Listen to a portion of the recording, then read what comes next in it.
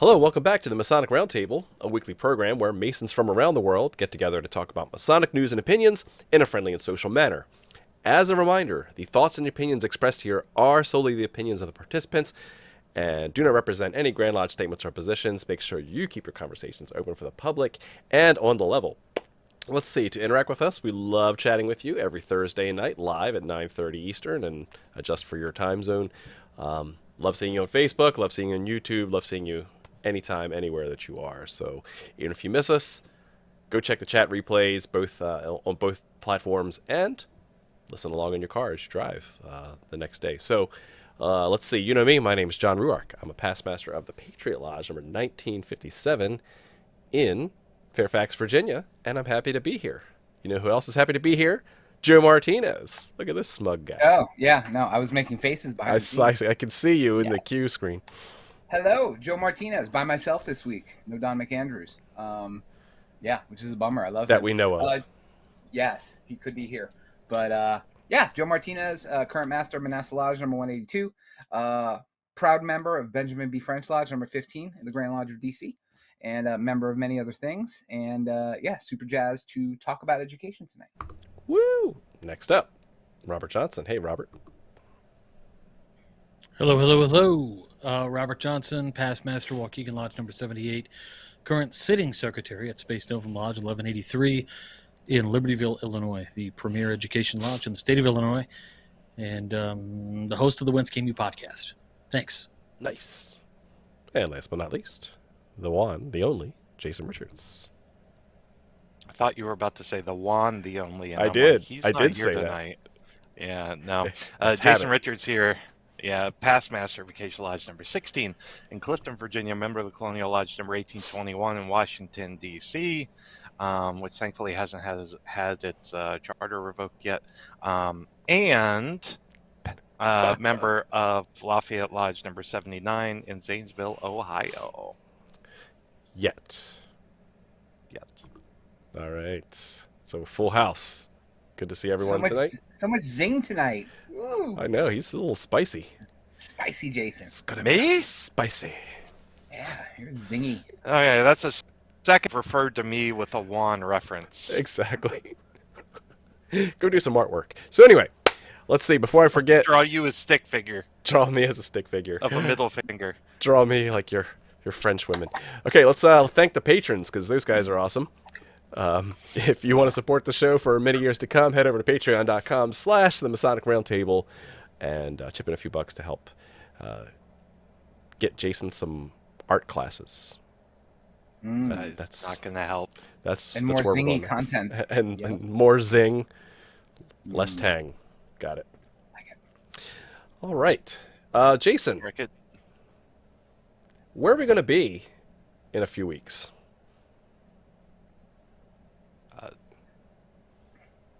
Down Tractor shed? south somewhere. Yes. No, Oh, yes. no, next month, not Y'all. this month. We are going down to Greensboro, North Carolina for MasonicCon South, y'all. We Y'all. are super excited to be going down there and hanging out with Brother Matt Parker and brethren all across the southern East Coast. It's going to be a lot of fun. It's going to be October 15th, that Saturday. There's going to be some fun stuff happening Friday night that you will not want to miss. We can't announce it yet, but maybe next week we'll see.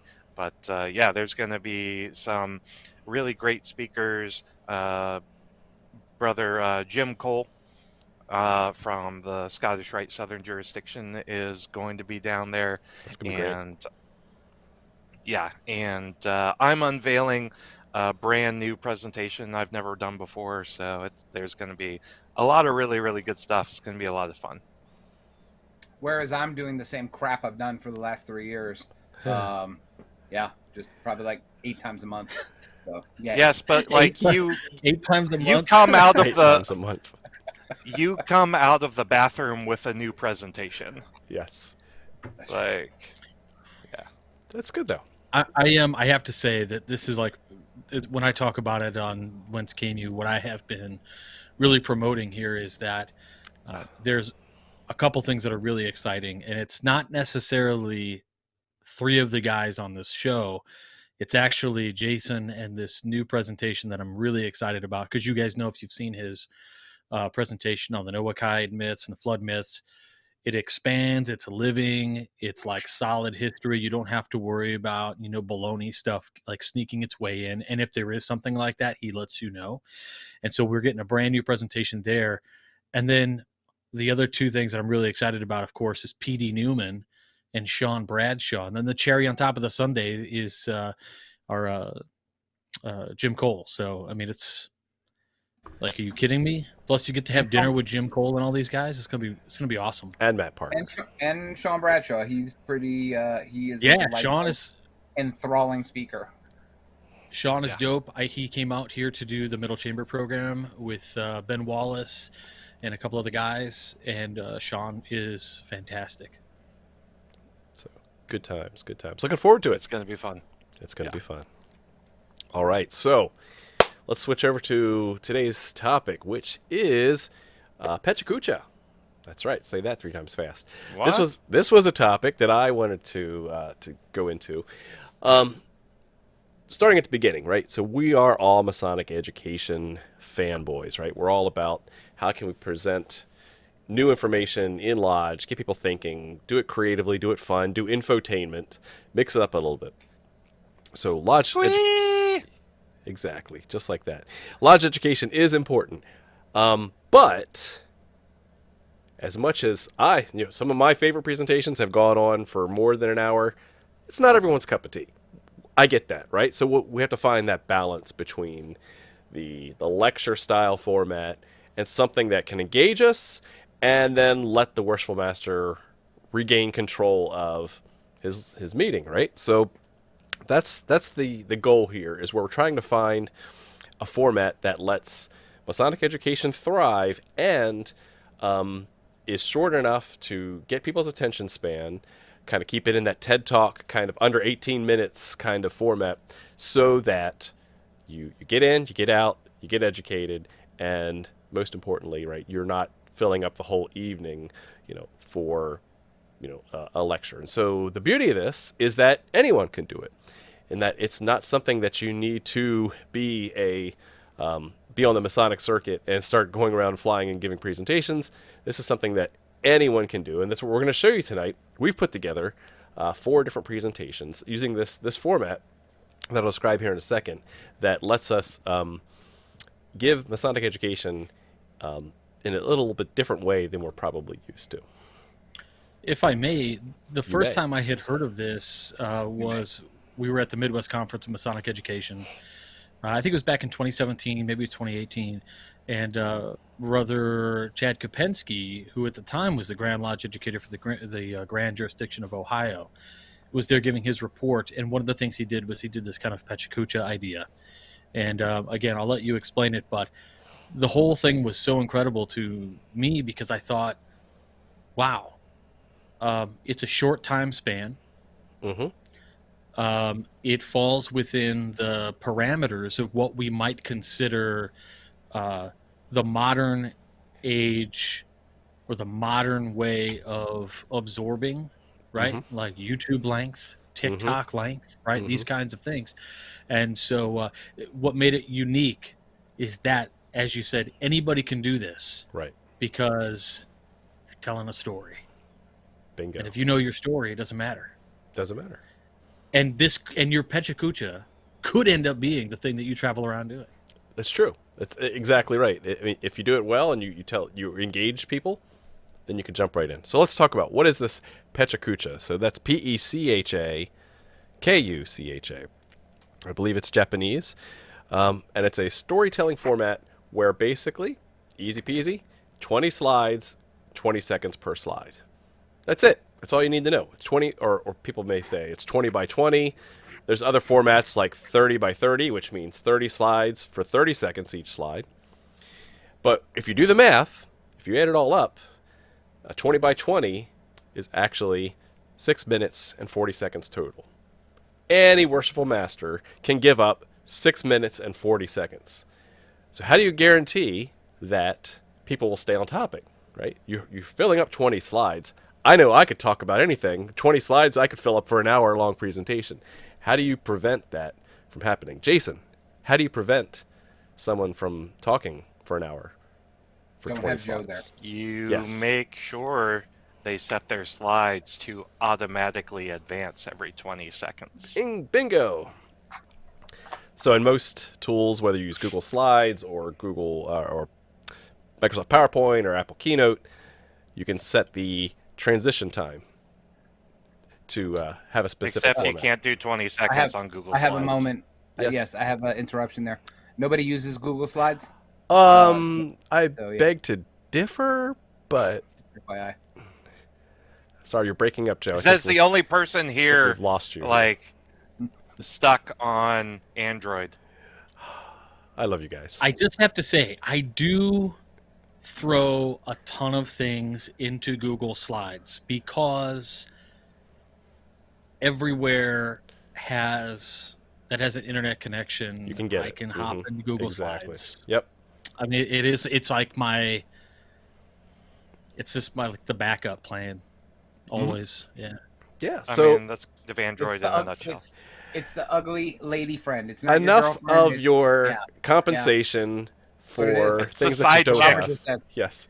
like, Let's get back on topic here. So what you do is if you're set to present, you can just ask the Worshipful Master, hey, I just need exactly 6 minutes and 40 seconds for my presentation, right? What's he going to say? He can't say no to that. I mean, that's almost 2 commercial breaks here in the U.S. So what you do is you set And yourself then up. you take 20 minutes just to set up the technology. And then, yes, could you that dim you the have to lights? borrow from a brother down the And road. could you?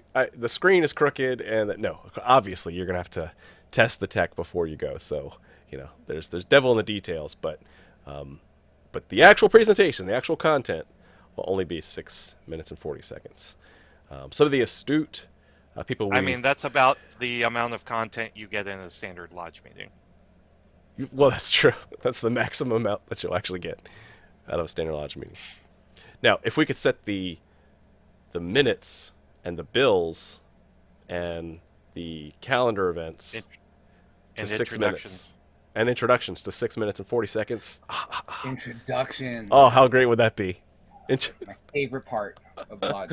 Yeah, you just set up 20 slides and you do DEOs, Grand Lodge Officers, Worshipful Masters. Each one's a slide, and you only get 20 seconds. That would be killer. I would like that. 20 seconds is a long time for some people. Be quiet for 20 seconds. It's a long time.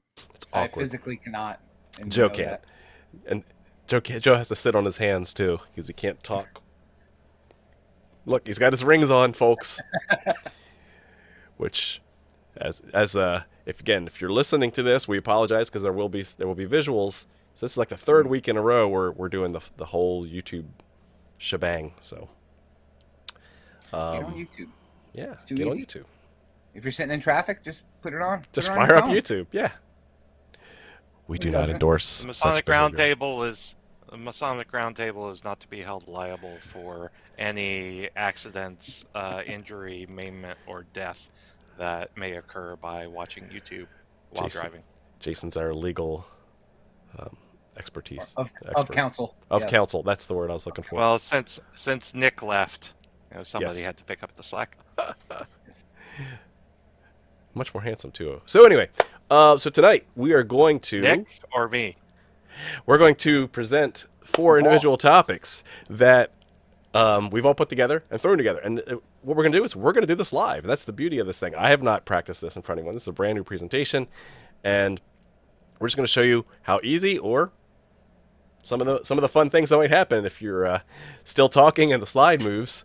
You've got to adjust your flow. That's the beauty of this thing. But we'll show you how fun it is, what to do, what not to do, and anything else that goes along with that. And the goal is that you will take this as one approach to take this to your lodge. And the best part is you can do this back to back. You can have 2 or 3 presentations in one night. Mm-hmm. Right? So you don't need to worry about just grabbing 6 minutes and 40 seconds. You can do 2 or 3 presentations in one night. It's like a mini digital symposium. Right. And that's where this idea came from, right? It came from these unconferences where people have kind of got tired of this lecture hall kind of format and wanted something that was mixing it up, lightning talks and mixers, and then they came up with this format as well. So without further ado, I think we'll pick one to start. So any volunteers to lead the way, to be first? I'll do it just because I Woo! cheated. You cheated. Is it the same picture I 20 cheated. times? Okay. No. Okay, good. All right, so Get Joe. set up. Joe's Yes. going to be Setting our tech guy. I'm setting my brain to learn. Switch on. All right. Stand by. And so, again, this is the fun part of getting set up. And there we go. Joe's got the slides up, and go. Good evening, everybody. Thanks so much for tuning in to the Masonic Roundtable. I'm excited to present to you tonight a brand new presentation, which is, an introspective look back at some amazing Masonic moments in my life. Here you have in 2011, as we walk through a decade of Masonic moments, this is actually my EA degree. First time in a lodge, degree meeting. John's back there. David Hill, my mentor, is there. I am also hopped up on painkillers because my back is broken in that picture. Moving forward to 2012, here we are at the Patriot Lodge consecration. This is my first public Masonic event ever. So here with John and David Hill and our good friend Mark, just learning what it is to consecrate a new lodge. Fast forwarding into March of 2012, I've got my Master Mason's degree. Really, really cool. Something that I have been super proud of for the past 10 years. Down on the right, I've got my name badge and my grandfather-in-law's Masonic ring. It was a gift from my uncle.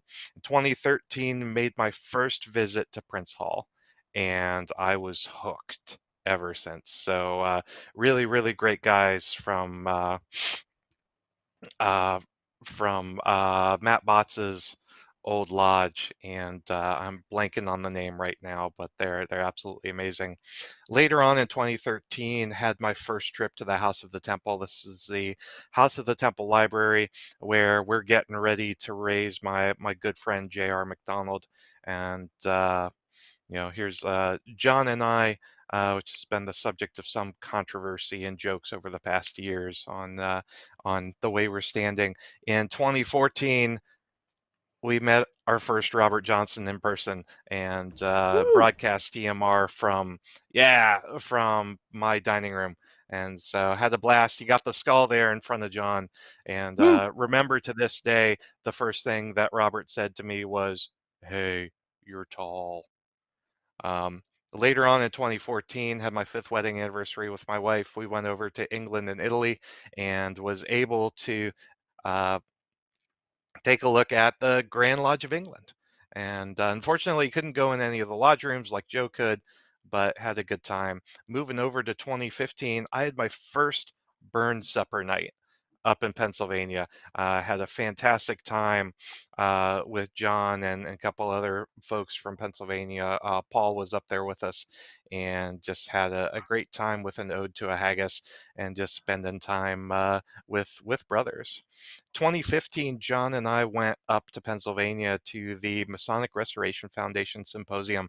This is the first time we met good friend and brother Scott Springer, goodness gracious, Scott Sherman, and had a blast up there. Got to meet some good friends and brothers like Chris Busby and Ryan Flynn and others.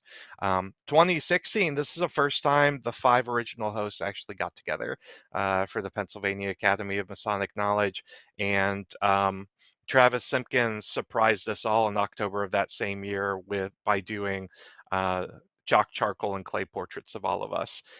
Late 2016, this is actually the first picture I had taken after I was elected master of the lodge for the ensuing year. So Jim Love over on the left is excited to get out, and I had no idea what I was in for. So later in 2016, was actually installed as master. My parents surprised me with the actual picture from Travis Simpkins, and then have a picture with my wife, and the photo bomb by good friend and brother Matt Botts. My family's always been very supportive, and thank them for that. In 2017, we had 300, which is the first TMR con first and only TMR con we ever did, and so this is the thanks and the ending conversation after the banquet, and right before Mark Tabbert ended up getting up and giving us the keynote. Here in 2017, this is actually at a dinner in Grand Lodge. This is one of the first times I really got to spend time with Joe, kind of in a smaller group, outside of like seeing him at Lodge, and this is where I really started building a friendship with Joe and Donnie and a couple other folks. 2018, we've got Brother Brad Drew, who took us around the Ark experience. The same Ark experience that sued because of flood damage in Kentucky. And so Robert was kind enough to Photoshop dinosaurs into it. But later on that year, I went to my first Masonicon up in Attleboro, Massachusetts, and had an absolute blast. Got to meet all sorts of folks, met Nicholas Lane and Travis and Janet Simpkins and folks from the Freemason podcast, and just, had an absolute blast. Forwarding to 2020, pandemic, everything shuts down. But here, Robert and I are with Mark St. Cyr and our good friend Mike Jarzabek from Attleboro, just keeping Masonry alive through podcasting. 2021, we got to see this handsome baldy get elected and installed as master of his lodge, and so another time just spending great time with these people who have become my best friends over the past 10 years. 2022, more craziness afoot with the four of us getting goaded into curling. Woo! And so as you can see, like this is kind of just been a history of the relationship I've had with some of my closest brothers on the planet, and just it's been a really cool walk down memory lane. Boom! Blam. Dude, that was going fast. I gotta say, how did that feel, Jason? It was too fast. That was probably because I didn't have a script, and I was just like, these are the moments in time I want to talk about, and I want to weave in an arc about growing friendships, and that was literally like the thought I gave to the voice track as I was finishing this slideshow up like 7 minutes before we were supposed to go on air. I have to say, though, this is the idea, though. Like with pechakucha, you don't necessarily need a script. The picture gives you, the subject matter expert, everything you need, because it's like, yes, you can get somebody who, like there's this woman who I used to work with, and her name is Susan, and she knew everything there was to know about enterprise contracting in the medical industry. And literally her presentations, no notes, right? Just pictures. And she was like, wow, just like exploding with knowledge. And I thought to myself, in fact, in one of my reviews, they said, where do you see yourself in 10 years? And I said, I hope to know and be able to speak on anything, with my company as well as Susan can. I mean, she was brilliant. And the idea here is that anything you put together, because these are your stories, you are the expert, as Chad once told me, this opens it up for anybody to be the friggin' man, right? Or the lady, whatever you want to say. But like the shy guy at Lodge, you got a story, man. You can talk for 6 minutes. I know you got a story on your phone with 20 pictures on your phone that you can tell a story about. And I like the idea that your brothers love you and want to hear it. There you go. Boom. And so this is honestly. Go ahead. Not to talk over anyone, but no, you kind of hit the nail on the head when you were talking before. You're voice tracking these pictures, right? The focus is the pictures in 20 seconds. So like you didn't have a lot of words, which would be different from mine, and you were basically narrating voice track there, you know. So that was a really good way to describe it. This is a lot like PowerPoint karaoke. Right. Or rather, it's the inverse of PowerPoint karaoke, where PowerPoint karaoke is all about your voice track and the story, and the pictures are an afterthought. Mhm. With this pechakucha, Pechakucha. I want to, yeah, okay. Pechakucha. With this, the pictures are the forefront, and the voice tracking is secondary. That's a good observation. Hadn't made that connection before. Yes, we did do a whole episode on Masonic karaoke. You can search up karaoke on your podcasting app or in the YouTube. We got to do another one because Joe's here, so we have to do it again. We have to do that again. I keep saying that and I keep forgetting it because I loved that. That was a lot of fun. Put it on the Trello, man. Put it on the Trello. Throw it on the Trello board. All right. Who's I next? just remember destroying Juan because I made every single one of his slides a meme. And that was, just to go on a tangent there, that was the beauty of it, was Killed him.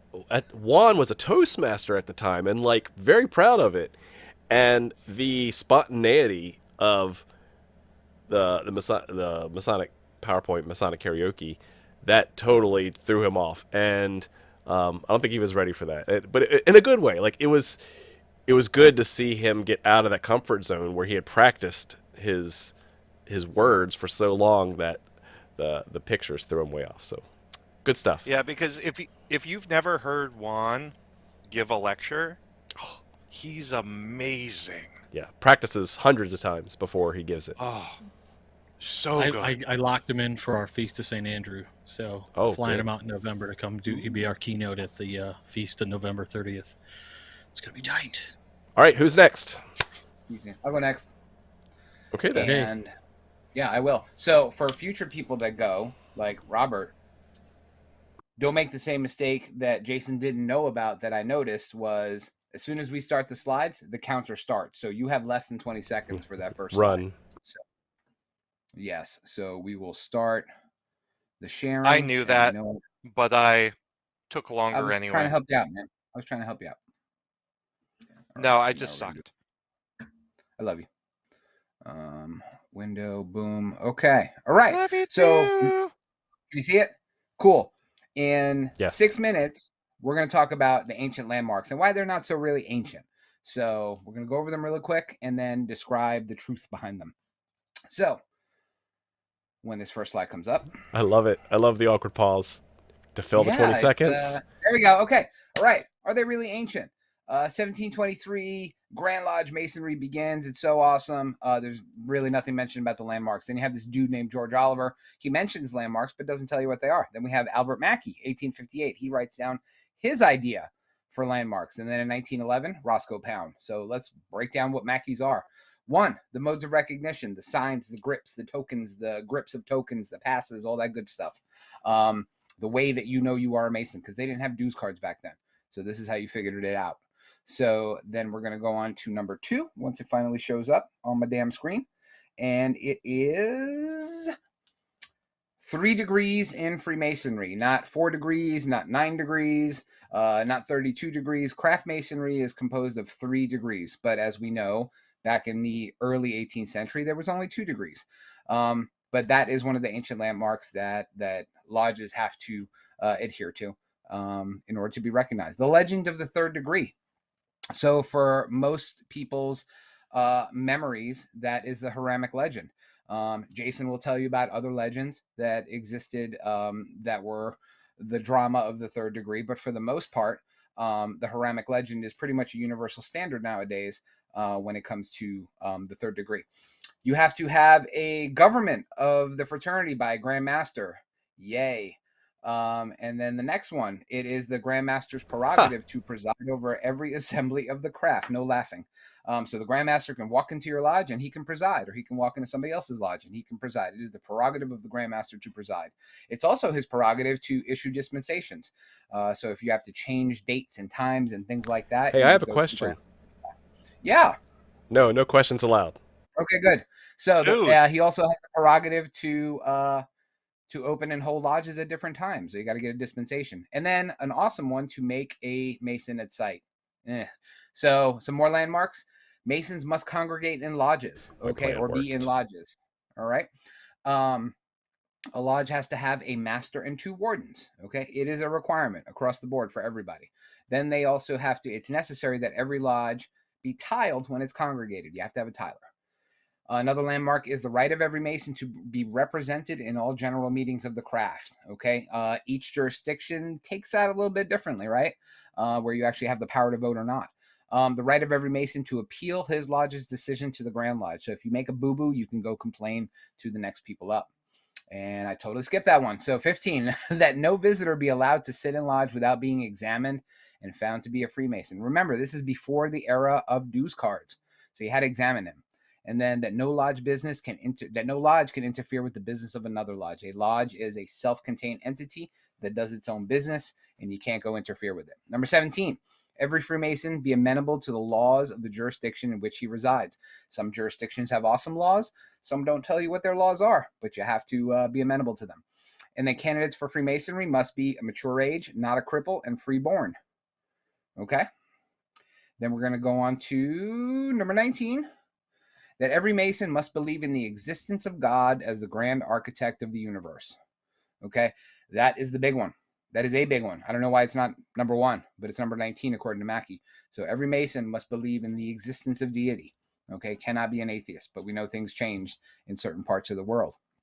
Then we're going to move on to the next few. That every Mason must believe in a resurrection to a future life. So having an immortal soul. That was a little bit different than how Freemasonry started in the early 18th century. But by the time we get to Mackey in the mid 1850s, he believes that it's a landmark to believe in the immortality of the soul, which if you've gone through the degrees, you understand that a little bit. That a book of the law of God must constitute an indispensable part of the furniture of the lodge. Doesn't say Holy Bible, doesn't say King James Bible. It says a book of the law of God. Okay, so even Mackey was acknowledging that we are accepting of other faiths, and that you have to have a book of the law of God must be a part of the furniture of every lodge. So you got to have that there in order to have lodge. That all men in the sight of God are equal and meet in the lodge on one common level. Some lodges have forgotten that, but an ancient landmark remains that all men meet on the level. So whether it's a bumper sticker now or people actually believe that, it is one of the ancient landmarks that we agree to. And then 23, Freemasonry is a secret society in possession of secrets that cannot be divulged. Little weird one, but there are secrets. So I know a lot of us say we are not a secret society. We're a society with secrets. But again, this is how Mackey wrote his landmarks down that a lot of people ran to understand a little bit better. Fake news. Freemasonry constitutes a speculative science founded on an operative art. So what he's saying here is that there was an operative art that heralded the rise of this speculative science that is now Freemasonry. So we are no longer builders of stone. We are builders of ourselves. Okay, and it was based on a functional operative art, and all our symbolism is indicative of that. So really quick, what this one says, that these are the landmarks, and they're part of the body of Masonry, and it is not in the power of man or a body to make an innovation. So you cannot change any of these landmarks from the time that Mackey wrote them down, since they've existed between, from time immemorial or 1858, whichever your preference is. But then about 60 years later, we have Pound. Pound took Mackey's and said, this is crap. These are the 7 that are important. Belief in a supreme deity, belief in immortality of the soul, a book of the sacred law, the legend of the 3rd degree. You have to have secrecy, but they don't define it. The symbolism of operative Masonry, and that Masons must be men, freeborn, and of lawful age. So that's Pound, 1911. Finally, the truth of the matter is most jurisdictions have never adopted Mackey's landmarks and made them sacrosanct. They reference them and things like that, but they don't show up in their laws or Ahiman Razones and things like that. And then finally, you have the Conference of Grand Masters of North America. They recognize 3 of them: belief in God, volume of sacred law, and no talking about politics or religion. And that is my TED Talk. Take a breath. Woo! Woo! I'm tired just listening to you. That was a lot.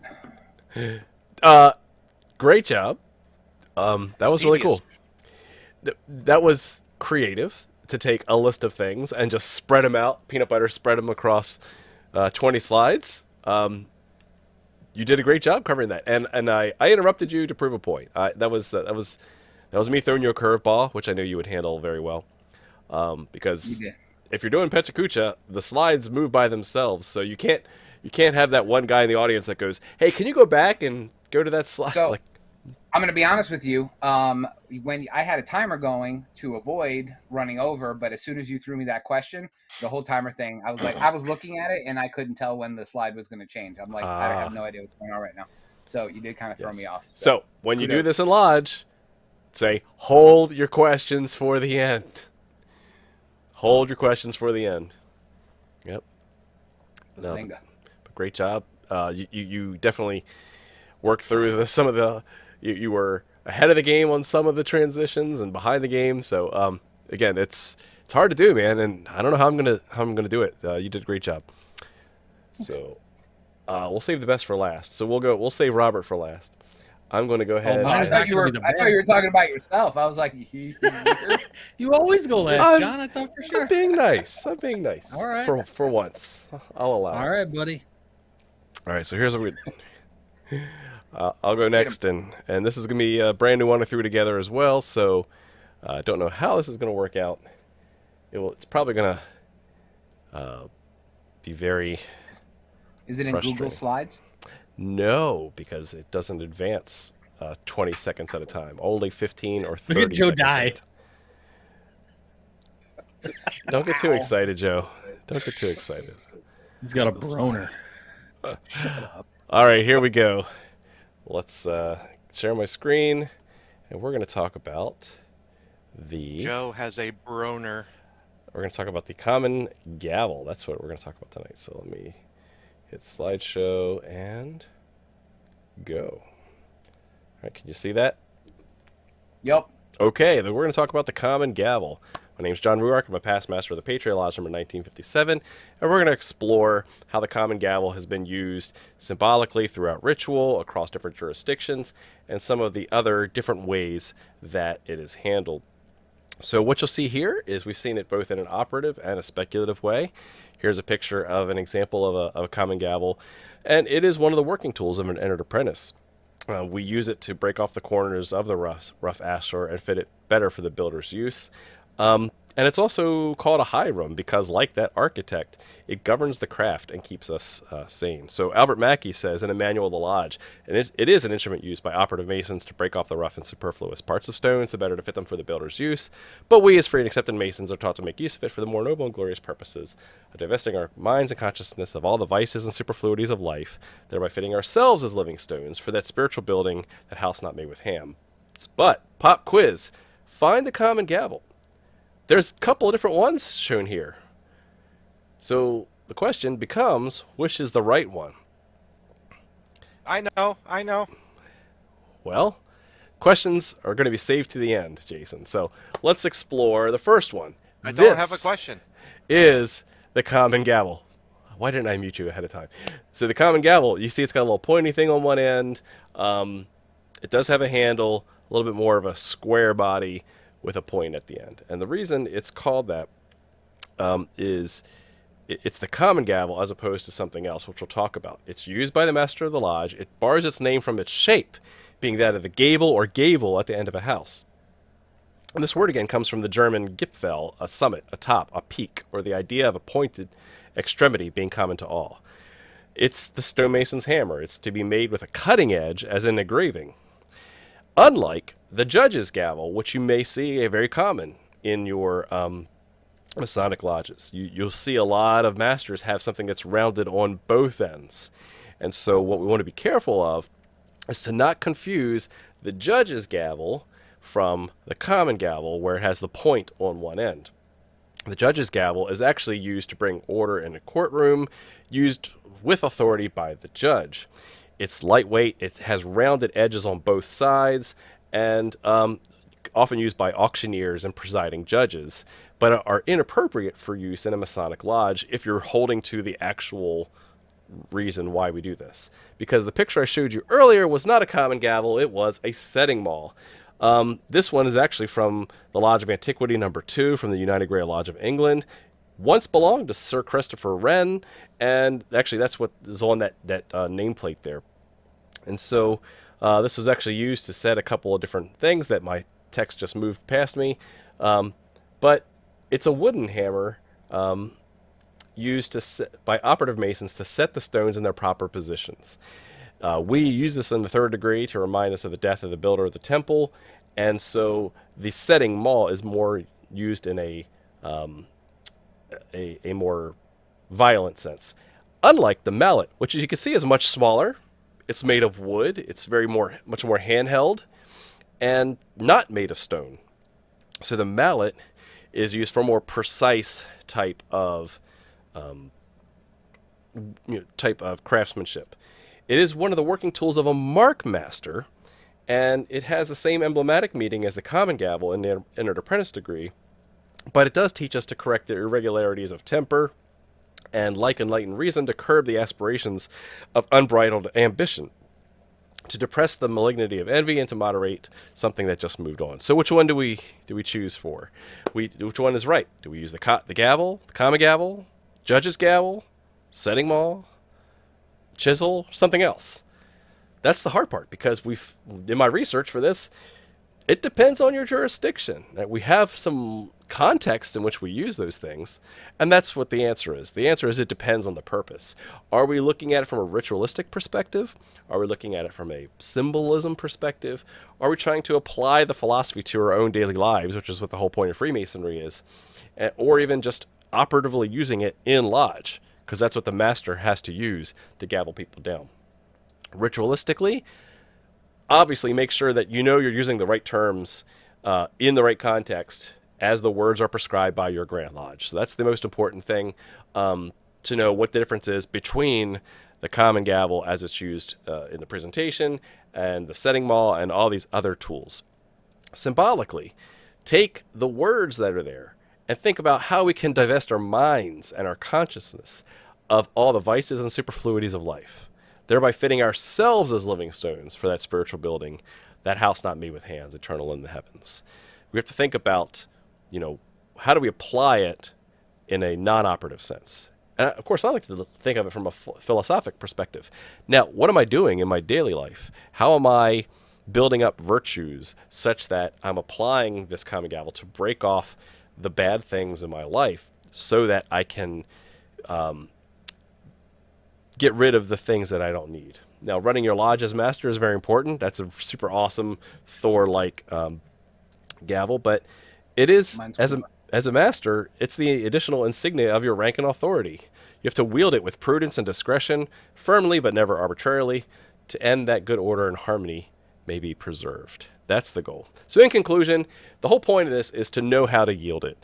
The ability to swing a hammer is most important. Just like if you are a soldier, being peaceful means you can be vengeful at times as well. So we have to know how to yield it physically, metaphorically, and spiritually. So I'll now open my slides up for any presentations. Most of my sources came from Mac Encyclopedia, but there's a couple other links there as well that talk about the differences between the mallet, the gavel, and the judge's gavel, the common gavel, and so on and so forth. So this is where I'll stop my presentation and open it up for any questions on the floor. Boom, got it done. Boom. Yay! That was great. I really enjoyed I enjoyed this so much. Like I thought, man, it would be so cool. Like, before a meeting, if you're the master, you walk into, like, let's say a prep room for an officers that, they go in there to get their mind straight. And just like you would do, like maybe in the movies, The Kingsman, you go to the back room and you look at the different gavels, like laid down in plush purple velvet, right? Like, tonight's a degree. Manners. We're picking this one. Yeah, exactly, right? I love it. Like, tonight's the business meeting. So you grab the gavel that's like for business, right? It's just cool. Like I just Shut up, totally gavel. cool idea. The shut up gavel. The shut up gavel, yeah. So, lesson learned. I had way too much text from Mackie in my notes because I was halfway through reading it and it moved on to the next slide. So, spoiler alert: Mackie is a chatty Cathy. Okay, he really is.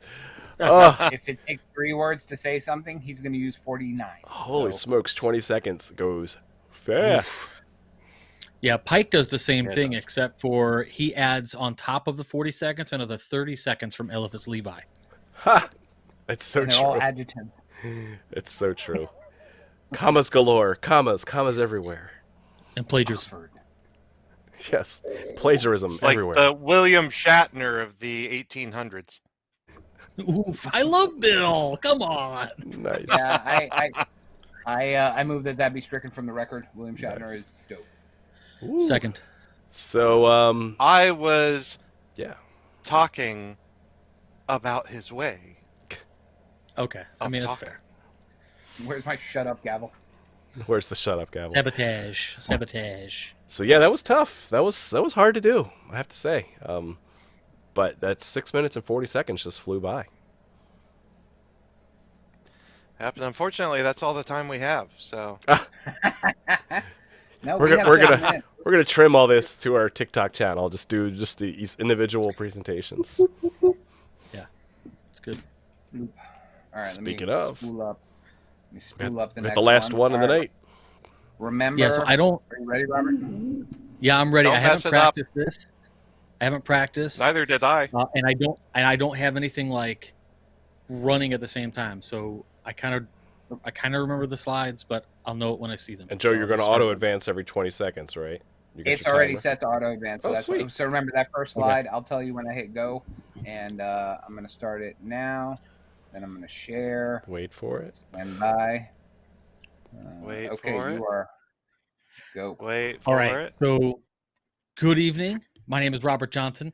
I'm going to give you a cool little esoteric presentation that is fit for the public called An Allusion to the Meaning of 15 Fellowcrafts and Other Usages. This came about because, hey, we wanted to learn about esoteric stuff, and maybe we didn't exactly have the time to cover it. So, first of all, taken from the Bible, nothing secret here, the description of Solomon's temple says it has a staircase in the front consisting of 3, 5, and 7 steps. When added together as individual integers, equals 15. That's pretty crazy. So that's the first part of it. 15. That's the number we're going to stick with. Continuing on in this description of the temple, it talks about the 2 pillars on either side of that staircase. 35 cubits in height, 12 in circumference, 4 in diameter. Broken apart again, 3, 5, 1, 2, 4 equals 15 again. So this starts to get really crazy. You're starting to think that, hey, Robert Johnson is like that goofball Jeff Goldblum in the Alien movie, right? Independence Day. So there are 15 conspirators. Our master masons know what that means. Maybe other people do if you read ahead. I don't know.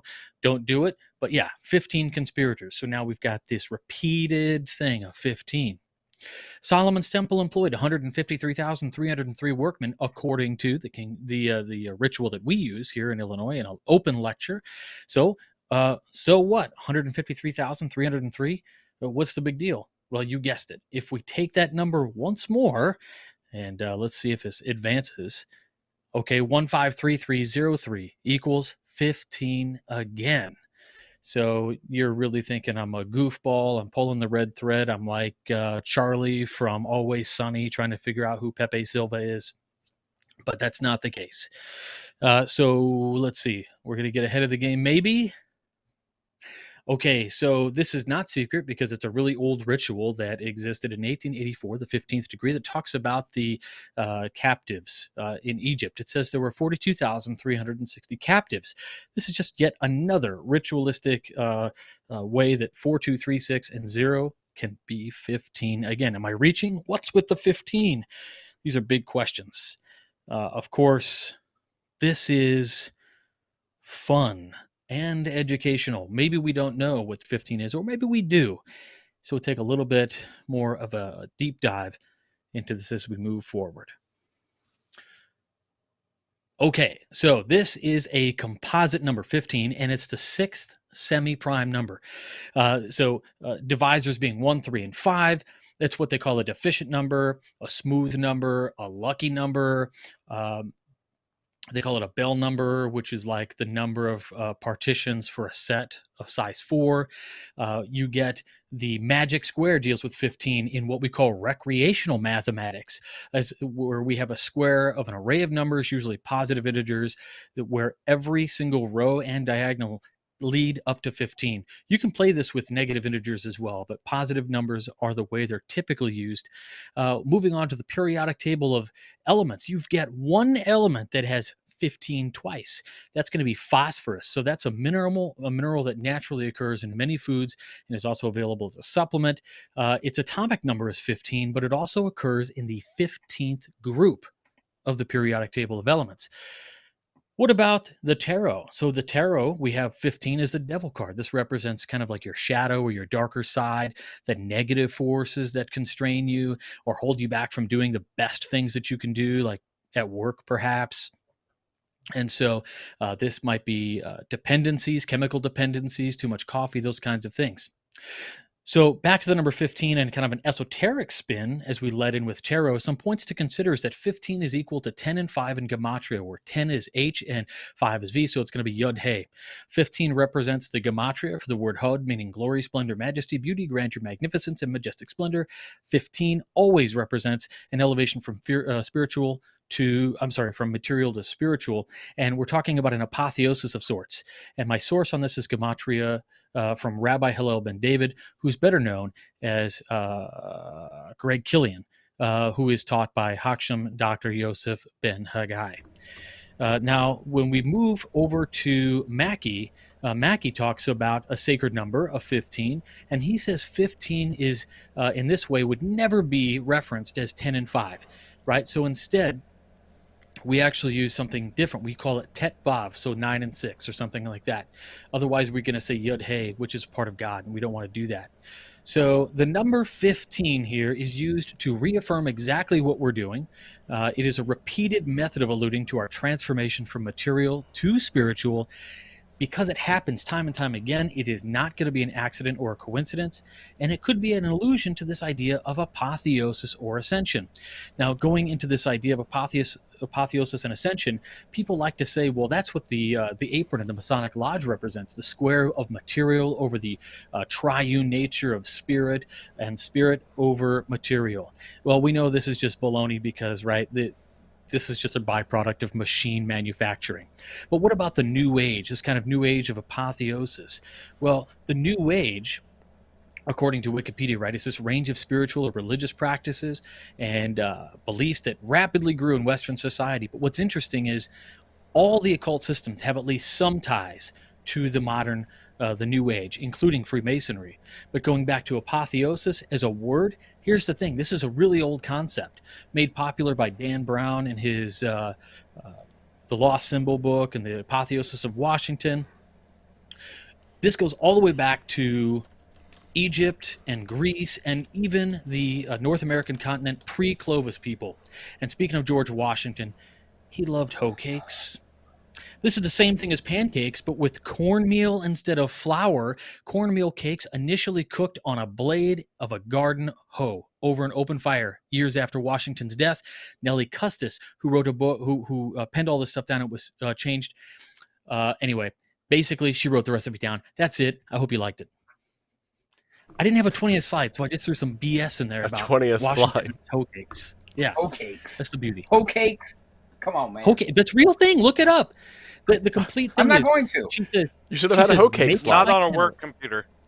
Make it by candlelight and let it remain by a warm hearth until the next morning. Describing the baking method, Why? she wrote, drop batter spoonful at a time on a hoe. When done, one side over, and use gristle fat to butter it up. Yeah, isn't that crazy? Washington Why loved do I it. need to do any of this? I don't care what Washington liked. Okay. So, Well, he was a Mason, though. really? Really? This is the thing. This is what brings Masonry and Washington and pancakes together. Okay. Oh my God. There's Oh your my presentation God. right there. Good job. You know, I have to say, this is other Good night, than everybody. when I set my podcast app to 2x. This is the fastest I've heard Robert speak. This really is. Oh, it was blazing. I talk fast anyway. I'm always pumped up. I had some rum before this to slow me down. I'm just Holy telling you. smokes! Yeah, after like You your needed more. 5 Nespressos, it sounds like Just two. just 2. Wow, that was awesome. Thank you, Fun. thank you, It was Robert. fun. Yeah.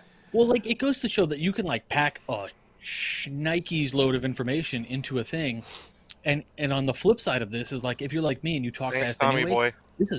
this is like a train wreck.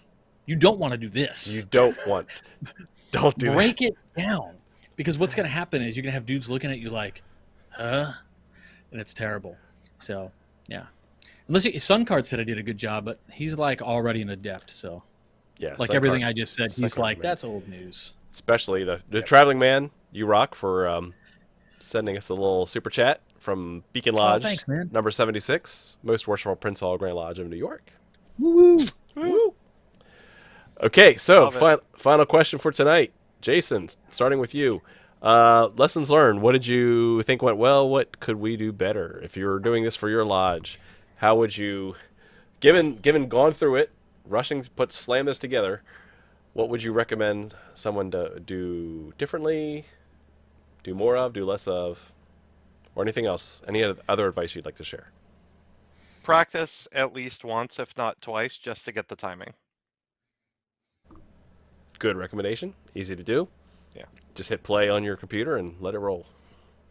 Yep. Awesome. Thank you, Jason. Over to Joe. Lessons learned. Yeah, lessons learned. Don't put Mackey's words on a slide Ha! and try to get through them in 20 seconds, because True. it's a lot. And then always worry about slide 1, right? Slide 1 is a lost slide, right? So talk quick, do your introductions and stuff maybe before you actually start your presentation, because that's a wasted slide right there. And then just like Jason said, practice it and get your timings right, because I did not, so I was screaming as fast as I could through it. You know, I was going to say, I thought slide 1 and slide 20 would be filler slides. And holy smokes, like, there's more than enough to talk about. So don't worry about having filler slides. Thank you, Joe. Over to you, Robert. Lessons learned. Lessons learned. So again, as you guys have all pointed out, right? Like I took this on as like, can I even do this? Because that's part of a larger presentation I had to do that's actually like over an hour long. So to that end, right? Definitely practice this stuff. Whittle it down to the best, most interesting points possible. Because here's the thing is, if you're going to be interesting and you're going to captivate somebody, they're going to come up to you afterwards and you guys are going to have an awesome conversation. You don't necessarily need to, spray water in the wall and throw everything and see what sticks, right? Be selective about the types of information I think that you give. I think Joe definitely did a great job with that. I think Jason, I love that you told a story because it makes it not just easy. True. Right? It makes it from the heart too. And that's what I learned from Chad. When Chad talked about this stuff, it was so great. Like you weren't watching a Masonic presentation, even though you were getting Masonic education. And he was just telling a cool story, but you learned some Masonry, which was really awesome along the way. And then something that you did that I thought was really cool was you took something that nobody thinks about. I had never even thought about the differences in gavels. I was like, who cares? Just grab a hammer, go. But like it made a difference. And now we know. And you totally brought it. You could use that. That's the name of this next presentation. I want to update your Masonic instruction with it's hammer time, 20 minutes. Love it. Yeah, you guys rocked it, man. Yeah, very, very cool. Good advice. Good advice. All right, and over to me. Yeah. Basically, less is more, right? You think you're going to have a lot of trouble filling up 20 slides, and building the slides, I was like, what am I going to talk about? Because I kind of got through 2/3 of it, and then had a whole bunch of blank slides at the end, and I'm like, what am I going to talk about? But it goes fast, so think about whatever you want to talk about, cut it in half, and that's all you're going to get to cover. So throw up lots of pictures, keep it eye candy. Don't worry about putting text on the slides because no one's going to read it in 20 seconds. That's the big takeaway from me is like just put pictures up, give them something to look at while you're talking, because it's going to go fast, and you're going to have a good time, and you're going to learn a lot. So there you go. Easy peasy. Something that anybody can do to put together a last-minute Masonic education. And again, I got to give props to the whole crew here, because I know that probably most of them threw this together this afternoon, right before this. So Evening. yeah, that's the beauty of this. It was like 6. I was like, my wife's like, we got to go to the grocery store. I'm like, in a minute. BRB. And it's like a 50-hour work week for me this week. It's insane. Yeah, you did great, Jason. So yeah, and that's the thing is, go with what you know, speak from the heart. Like you've got a lot of great tips and pointers from these guys. So this has been fantastic. I'm really I want to thank the rest of the hosts from the Masonic Roundtable for going on this journey with me, because it was an experiment. You guys knocked it out of the park. You guys rock. So do you, the listeners. I want to thank you all very much for watching, and keep searching for more light. Have a good night.